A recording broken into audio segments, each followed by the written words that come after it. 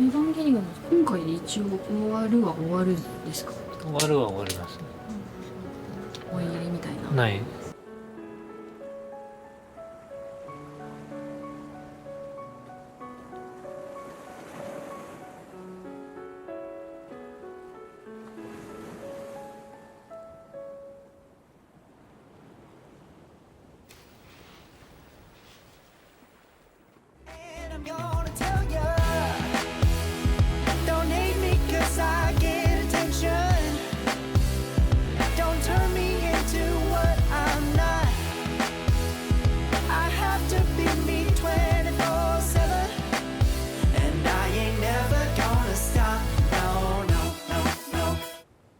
Disgusting.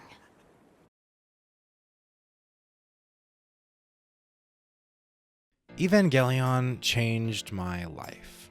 With each rewatch of End of Eva, I take away something entirely new, and through this series and the experience I've had with it, I was able to discover the reasons why I should keep living, why I shouldn't hide or be afraid, why I should accept life as it is, the good with the bad. Each and every day I'm able to reevaluate myself and try to continue growing and changing for the better. Evangelion changed my life. And for that reason, I've really struggled with making this video. I don't want to speak negatively on this series, and especially after seeing the work Ono put in on 3.0 plus 1.0 in an attempt to ensure that his message was heard, I don't want to discount that. I hate that I'm even speaking on this in the first place, but I felt like I needed to do so for myself, for my own peace of mind. I'm sure the algorithm won't pick this video up, but I don't even care because this is just something I need to get off my chest. I really don't like and can't connect with the Evangelion rebuild movies, like, at all. I know I'm just gonna sound like some entitled dickwad who's upset that the rebuilds aren't End of Eva, but I really do firmly believe that the rebuilds are... The rebuild movies have always felt like they only existed because Ono didn't or couldn't move on from the series, like he felt that he couldn't artistically express himself outside of the bubble of Evangelion. He basically says as much in the 2021 documentary on 3.0 plus 1.0's production, and I feel like that very much comes across in the works themselves. 自分でいろんな企画を立ち上げてやってたら全部エヴァの2番煎じな。だからエヴァンゲリオンのセルフパロディみたいなものになっちゃう。自分が面白いと思ってたのを全部そこに入れちゃったから、新しく自分がなんかこう面白いと思うものを入れようとしてもやっぱりどっかエヴァみたいなものになっちゃう。いっそのことエヴァをもう一回面白く自分で作り直せばいいんじゃないか。I don't inherently think it's a wrong approach either.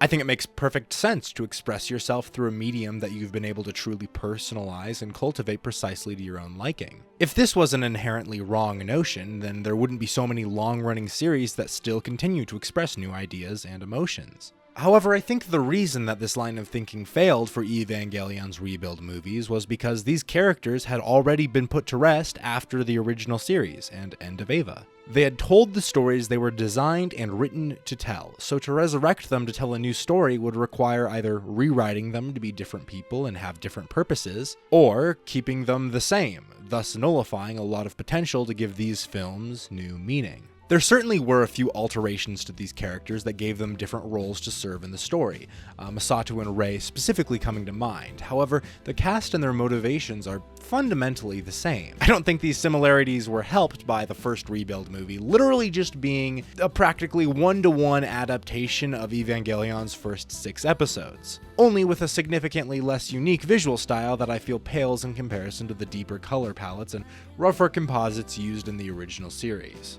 And oh wow, the sea is red, and Kaworu is acting different, and yeah, it's basically a sequel to the original series, which 3.0 plus 1.0 confirms with the whole time loop thing. So it's not a remake, but a sequel, and instead of building on what we've already seen, we just repeat the same character growth for most of these movies, making them feel, well, meaningless. I don't believe the rebuild movies ever truly justify their own initial existence in the first place. Even 3.0 plus 1.0, which is easily the best of the tetralogy, only justifies its existence in relation to the previous Rebuild movies. Given that the first 3 films already existed, I think 3.0 plus 1.0 absolutely provided a proper conclusion to the Rebuild franchise. However, it doesn't really justify these Rebuild movies existing in the first place. Most of the finality that comes with the film seems to specifically be commentating on how long the series has been drawn out and how many years Anno has put into this. While yes, this idea is executed pretty well in the movie and really does make for a great conclusion, the series is specifically drawn out because of the Rebuild movies, so none of this actually justifies their existence in the first place. Now this is all getting very weirdly theoretical and meta, so let's dial things back and talk about a more tangible issue that I have with the rebuilds. Simply being that I think a lot of my irritation with the incessant fan service in the Rebuild movies was made pretty clear by the intro of this video. I genuinely loathe the fact that they took one of the most heart-wrenchingly beautiful scenes in cinematic history and rewrote it so that Asuka was showing more skin. All for a lousy conclusion to part of her character that shouldn't have been given such importance in the first place. This is probably the only scene from the Rebuilds that legitimately upset me and confused me even more. I cannot fathom why Anno chose to set this scene in that setting from the ending of the end of Evangelion. This just seems like a lazy attempt at nostalgia, and it feels very out of place to me. Fan service runs rampant in these movies, and that's all it is, and there's a lot of it. The original series did have some sequences of fan service, but most of them, specifically the fan service regarding Asuka, ended up serving a very important purpose in End of Eva as it escalates into a disturbing level of depravity from Shinji. I know, it's the classic weeb trope of, but there's actually a reason for her tits to be the size of watermelons. But like, I swear to God, there actually is a reason for a large amount of the fan service in the original series, which still isn't even that much fan service when compared to the massive amounts present in the Rebuild movies. Now, a primary difference in this type of fan service... Let me take a look. Come on, you can't solve an equation like this? There, all done. versus this type of fan service... Wow! Wow, what do we have here? Are you cooking a nice little meal for Shinji as well? Not at all! This is for our friend! is that one of these is being viewed by Shinji. The potential lewd nature of the situation is something Shinji is observing, building on the mental image and the objectification of Asuka that's growing within himself. These quote-unquote fan service scenes are actually directly building up the dynamic between Shinji and Asuka. Meanwhile, scenes like this in 2.0 aren't being watched by anyone outside of the audience. This is for the audience. The camera angles are perverse, not the characters. The objectification is no longer seen as a potentially toxic or dangerous thing, and is instead a positive thing to reward viewers with. While fan service like this absolutely has a place in certain shows, in Evangelion it just undermines the agency of these female characters and absolutely seems to nerf a lot of moments that should be much more character-driven. Oh, one last thing. About this test plug suit, I really like its color, but it's a bit too revealing, isn't it? That's so fucking stupid. It's the classic, hey, if we're self-aware that this is pointless fan service, then it's somehow better now. Self-awareness does not absolve anybody of anything. They literally give her a new, even more sexualized plug suit solely so that some neckbeards at home can maintain a half-mast chub while watching the next few scenes. Just read a fucking doujin or something. This is not the time or the place, Jeremy. And don't even get me started on Mari, the character who the production team was so confused on how to implement into the story that, Anno had to write over 40 drafts just for her to end up as some weirdly horny girl who doesn't really do much or grow or anything at all. She's just kind of there. And she makes it clear that she is very horny all the time. I don't get it. Now, this is really the fundamental issue with the Rebuild movies. They don't do almost anything that the original series didn't already do better. Now, obviously, 1.0 is just a retread of the first 6 episodes of the show, but it goes deeper than that. Even as the story begins diverging in 2.0, these characters are following the same set paths of growth. In 2.0, Asuka basically speedruns a dulled down and less poignant version of her character arc in the original series in about an hour of runtime. I just don't understand the purpose of redoing something only to make it shorter, less intimate, and more mainstream.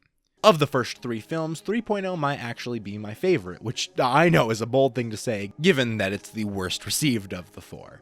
In fact, I'll easily admit that of the 4 Rebuild films, it's easily the worst by far. It fails on many levels, and that's undeniable. But the reason that it's my favorite of the first 3 is because it did something completely different and really shook up a lot of things for the better. While 3.0 might be a pretty bad movie, it directly sets the groundwork for 3.0 plus 1.0 to succeed in the places it succeeds in. Also, for the record, the Shinji dissociation scene is still fucking awesome, even if the scenes surrounding it don't quite give it the impact that it deserves. I've heard people say a lot recently that one of the highlights of 3.0 plus 1.0 is the further exploration into Gendo's psyche and the revelations that come with that, but nothing we hear from Gendo here is new. Literally almost every monumental piece of dialogue from this sequence comes straight from End of Evangelion. I have always known that. I'll only hurt Shinji if I'm with him.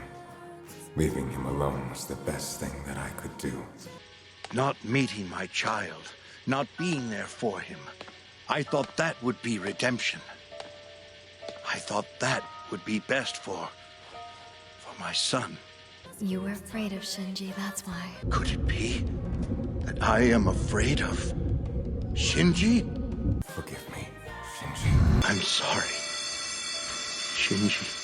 I really do wonder how fresh End of Eva is in people's minds, because so much of what's been said about 3.0 plus 1.0 seems to entirely discount the previous ending of the series. End of Evangelion gave me depression, and Evangelion 3.0 plus 1.0 cured it.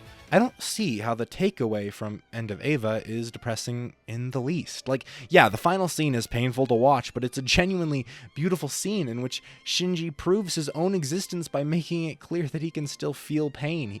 Shinji chooses to live in the real world again, to see people again, to be put back into these scary situations. He doesn't hide. He rejects the instrumentality project. That is the takeaway from End of Eva. That's not to say I directly dislike the ending of Evangelion 3.0 plus 1.0, but Shinji's actions in that film's third act really accomplish more from a meta aspect than a character aspect. This final sequence is hardly about Shinji at all. It's about Anno and the Evangelion franchise as a whole. I love what it's saying, but at this point the characters are taking a back seat when they should be what's pushing the meta-narrative forward. The ending with Mari and Shinji works beautifully from a thematic standpoint, but from a character standpoint, we know nothing about her still. So while this is a triumphant ending to the Evangelion franchise, it doesn't really feel like closure for Shinji and Mari. They're just puppets here, not characters.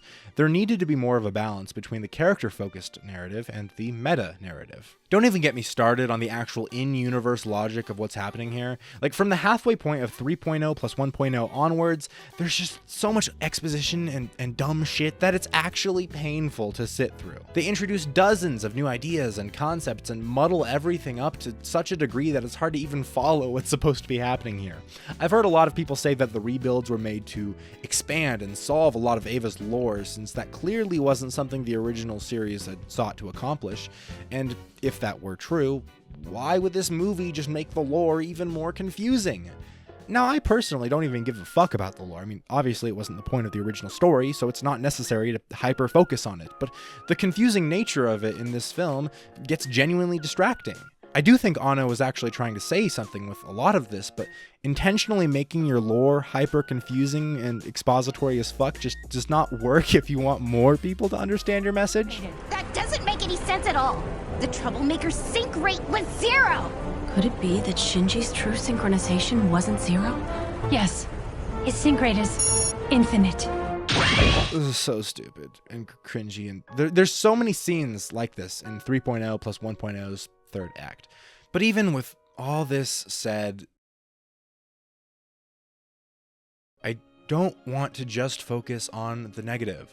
That would be a massive disservice to the years of work Anno and his team put into these movies, these characters, and this story. So allow me to talk about the things I really love about the rebuilds, and especially 3.0 plus 1.0. I love the dichotomy of the first 3 movies' titles, specifically those weird knots that show up in the parentheses. 1.0. You are alone. Shinji believes that he is alone in the world, but this is proved wrong. You are not alone. 2.0. You can advance. I know I shit on the rapid character progression in 2.0 earlier, but that definitely was somewhat intentional, as each character really gets shit on at the end of the movie. They thought they could grow together and overcome their issues, but it all fell apart. You cannot advance. 3.0. You can redo. Shinji clings to this hope as he realizes the state of the world after the previous film. He's desperate to undo everything that happened, to fix everything, but you cannot redo. I love the slow-paced, down-to-earth, grounded feel of 3.0 plus 1.0's first act. We get to see these characters brought down to reality, to a human setting, and we get to see them be just that. Human.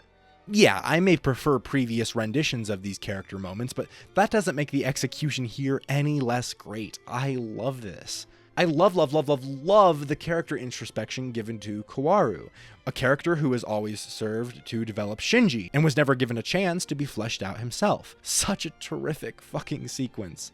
And I love what this ending represents and how it chooses to portray it. These 2D anime characters running out into a real-world 3D space does not fail to bring me to tears each time I watch it. It may not be the conclusion I needed, but I think it's the conclusion Anno needed. And from what I've seen, it's the conclusion a lot of others needed as well. It's helped a lot of people. I love that so many people have had such emotional connections to the Rebuild movies, and 3.0 plus 1.0 in particular. It makes me so happy to know that people were able to emotionally connect with this piece of art, even if it didn't quite work for me. If people out there were able to understand and resonate with the message Anno was trying to tell, that's fucking amazing. Evangelion is about growth, accepting reality, and standing strong instead of resorting to escapism as a way to cope. Evangelion changed my life, and whether it be through the original series or the Rebuild movies, I hope it changes yours too.